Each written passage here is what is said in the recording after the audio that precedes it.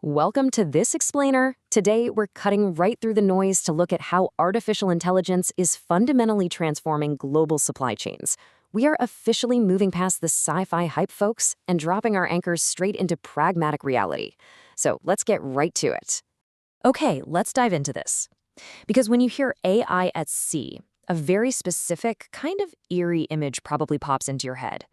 You might be wondering, are the oceans already filled with completely empty AI-driven ghost ships just silently charting their way across the globe? It's a totally natural question, especially with all the headlines we see about autonomous cars and trucks. Well, the answer is a firm, resounding no. And honestly, that's exactly what makes the current state of maritime tech so fascinating. AI isn't actually replacing the human crew yet.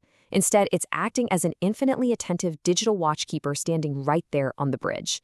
Think of it not as a replacement, but as the ultimate co-pilot, one that never blinks, never needs a coffee break, and processes the environment way faster than our human brains ever could.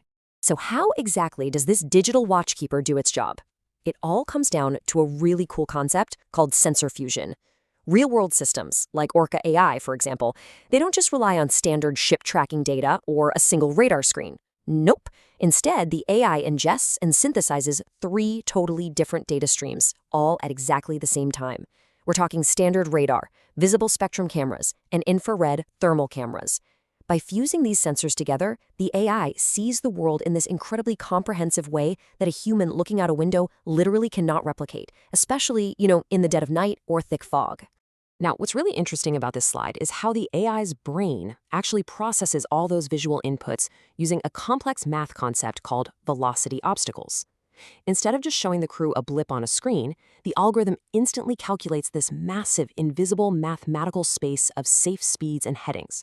If a target vessel out on the water starts moving erratically, or ignores standard maritime collision regulations, which are known as COL regs, or enters a potential collision zone, bam, the system immediately flags it. It's doing this insane spatial math in milliseconds, giving the human crew a crucial instant early warning alert. And looking at the chart here, the real-world fleet data proves just how much this math matters. This isn't just some theoretical exercise playing out in a lab simulation. Utilizing these AI collision avoidance systems has resulted in a massive 27% reduction in close encounter events and a 22% drop in sharp, evasive maneuvers. To put that into perspective, this technology is actively saving lives, protecting cargo, and preventing catastrophic collisions today, not 10 years from now, right now. All right, so we've talked about the eyes and the brain of the AI, but now we need to talk about its hands. The maritime industry isn't just jumping straight from traditional sailing to fully unmanned ghost ships. The actual practical standard rolling out across the industry right now is known as Level 2 autonomy. This is conditional autonomy, and it represents a huge shift in how these massive vessels are physically operated out on the open water. To understand just how rapidly this Level 2 standard is catching on, consider this staggering number: 700. That is the number of units already ordered for HD Hyundai's Avacus Highness control system alone. That level of massive commercial scale proves that shipowners aren't just testing the waters anymore, pun intended. They are actively investing in and deploying this AI hardware worldwide. So, what does Level 2 actually look like in practice? Well, in action, the AI takes active control of the ship's heading and its engine RPM to follow the voyage plan and avoid those collisions we just talked about. But, and this is absolutely crucial, a certified human officer maintains a watch at all times. They are standing right there, supervising the whole shebang, ready to trigger an instant manual override if human judgment is needed. The AI drives the plan, for sure, but the human is always the ultimate safety net. Beyond just safety, there is a massive commercial selling point behind handing engine control over to the AI. It acts as an incredibly precise RPM optimizer.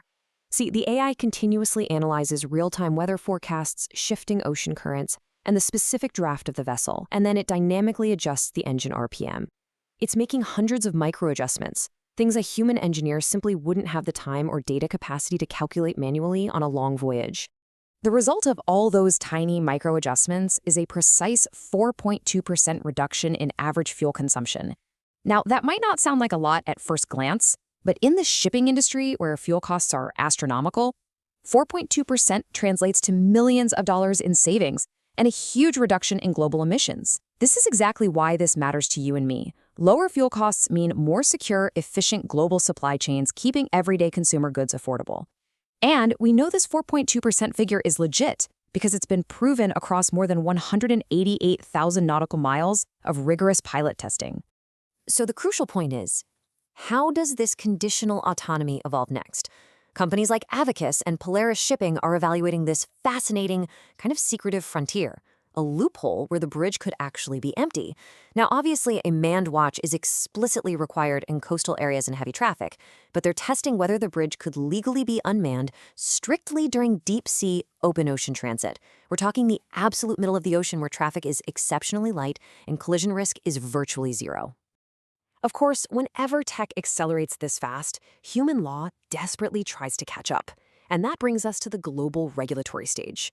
To govern these wild advancements, the International Maritime Organization has been scrambling to finalize a legal framework called the MAS Code. That stands for Maritime Autonomous Surface Ships.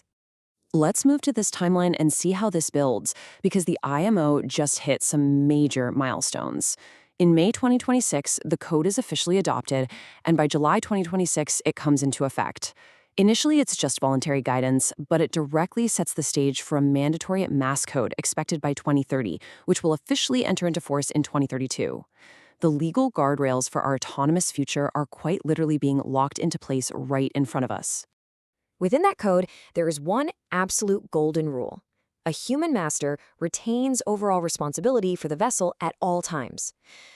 But here is where it gets crazy. The MAS code says that oversight can occur from a remote operations center, or ROC, safely ashore. Actually, think about that for a second. Today it's voluntary guidance, tomorrow it's mandatory, and the legally responsible human master driving the ship could soon be sitting in an office building thousands of miles away from the actual water. Which leaves us with this final, incredibly provocative question as we wrap up this explainer. As we speed toward 2032 and these codes become international law, when a ship is navigating a massive storm in the middle of the Pacific, who is truly the captain? Is it the human master sitting in a climate-controlled remote operations center thousands of miles away? Or is it the mathematically perfect algorithm making the split-second decisions on the water? It is a fascinating tension between human responsibility and machine autonomy, and it's going to redefine global trade forever. Thanks so much for joining me today, and I hope this leaves you eager to see where this technological tide turns next.